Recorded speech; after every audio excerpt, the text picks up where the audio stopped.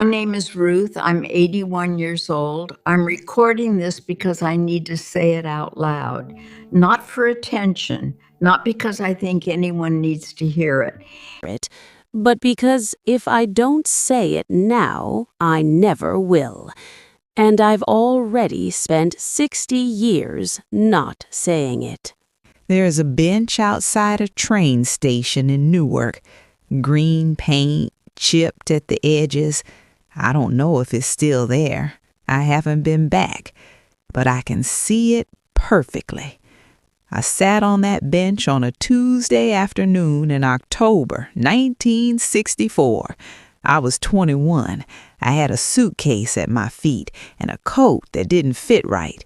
My mother had bought it for me the week before. She said I'd need something warm where I was going. I was waiting for someone, and they never came. I tell people I moved to California for work. That's true, technically, but it's not the whole truth. The whole truth is that I was supposed to leave with someone, and when they didn't show up, I got on the train anyway. I told myself it didn't matter, that I was fine, that I'd always been fine on my own. And I was fine. For 60 years, I was fine. His name was Daniel. We met in a bookstore on Broad Street. He worked the register. I came in every Thursday after my shift at the hospital. I was a typist back then, in the records department. My hands always smelled like carbon paper. He noticed me before I noticed him. One Thursday, he asked what I was reading. I showed him the cover. He said he'd read it twice. We talked for 20 minutes. I missed my bus. The next week, I came back, and the week after that. It wasn't dramatic. It wasn't love at first sight. It was quiet. It was steady. He'd save books for me.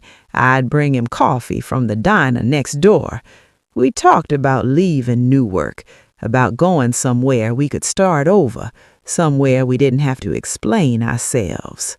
Because back then, you had to explain. His family didn't know about me. Mine didn't know about him. We kept it small. We kept it ours. In August, told me he'd saved enough. He had a cousin in Los Angeles who said he could get him work.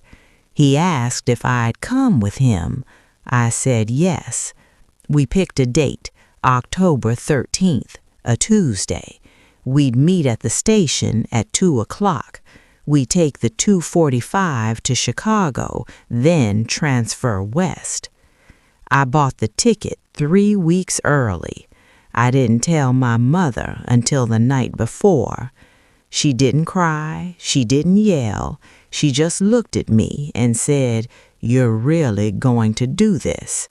I said yes. She nodded. She folded a dish towel. She said, "Then I hope he's worth it." I didn't sleep that night.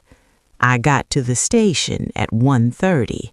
I sat on that green bench with my suitcase and my too big coat, and I waited. 2 o'clock came, 2:15, 2:30. At 2:40, they called the train. I stood up. I looked down the platform. I looked at the street.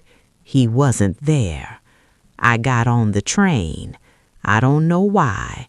Maybe I thought he'd meet me in Chicago. Maybe I thought there was an explanation. Maybe I just couldn't go back home. I got to Los Angeles 3 days later. I found a boarding house in Glendale. I got a job at a hospital doing the same work I'd done in Newark. I waited for a letter. It never came. I didn't go back to Newark for 7 years. When I finally did, the bookstore was gone. The building had been turned into a law office. I asked around. No one remembered a boy named Daniel who used to work there. I went to his old address. A different family lived there. They'd been there for 5 years. I never found him. For a long time, I told myself he'd gotten scared, that his family found out, that something happened and he couldn't make it. I made up stories. I gave him reasons, because the alternative was too much. The alternative was that he changed his mind, that he woke up that morning and decided he didn't want to come, that I wasn't worth it. I built a life in California. I worked at the same hospital for 32 years. I had friends. I had routines. I went to the ocean on Sundays. I read books. I was fine. I met someone else eventually. His name was Martin. He was kind. He didn't ask too many questions. We were together for 18 years. He died in 2005. I loved him, but I never told him about Daniel. It wasn't until I was in my 60s that I started to understand. I was cleaning out a closet. I found the suitcase I'd brought with me on the train. I hadn't opened it in decades. Inside, folded at the bottom, was a sweater Daniel had given me. Gray wool, too big for me. He said I could wear it on cold nights. I sat on the floor and held it. And for the first time, I let myself ask the question I'd been avoiding for 40 years. What if he did come? What if he got there at 2:50, 5 minutes after the train left? What if he'd been held up? What if he ran to the platform and saw it pulling away? What if he stood there, watching it disappear, thinking I was the one who didn't show up? I will never know. That's the part that's hardest. I'll never know if he came or if he didn't. I'll never know if he looked for me. I'll never know what he thought when I wasn't there, because I left. I spent 60 years convincing myself I'd been abandoned, but the truth is, I don't know who left who. I think about that bench sometimes. I think about the 5 minutes between 2:40 and 2:45, the 5 minutes I spent standing there deciding. I could have waited longer.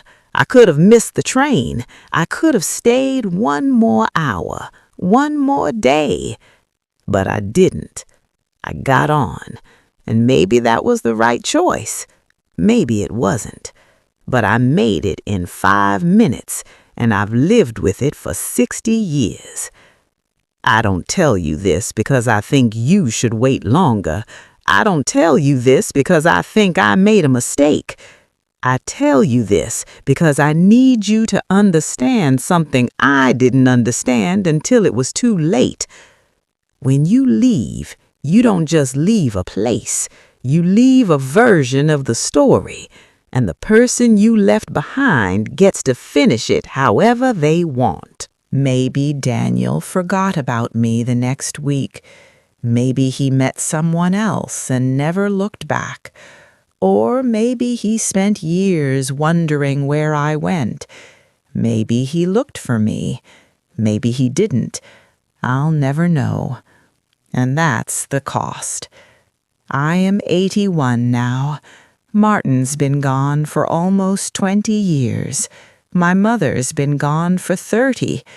Daniel, if he's still alive, would be 82. I don't think about him every day anymore, but I think about that bench. I think about the train. I think about the 5 minutes I had to choose. And I think about all the people I've known in my life who were waiting for someone, waiting for a call, waiting for an apology, waiting for an explanation, waiting for someone to come back. Here's what I learned. They're not coming back.